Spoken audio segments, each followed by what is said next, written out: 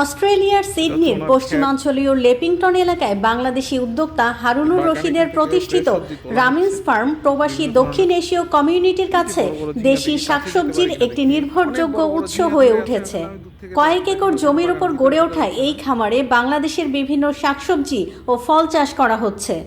এখানে যে ঝিঙ্গাগুলো দেখলাম অনেক বড় বড়। খামারটিতে মৌসুম ভেদে লাউ, ঝিঙ্গা, বরবটি, ঢেঁড়স, কচু শাক, শসা, বেগুন, মরিচ, টমেটো, ফুলকপি, বাঁধাকপি, লাল শাক ও পালং শাক সহ নানা ধরনের সবজি উৎপাদন করা হয়। এসব সবজি সরাসরি খামার থেকে বিক্রির পাশাপাশি স্থানীয় দোকান ও কমিউনিটি মার্কেটেও সরবরাহ করা হয়।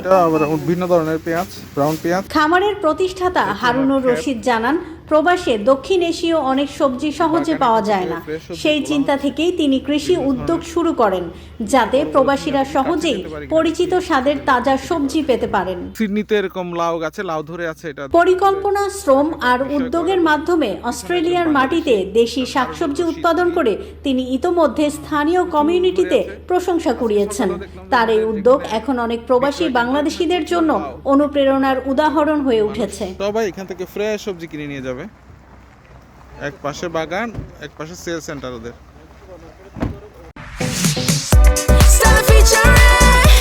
Next level, well done, side by side fridge.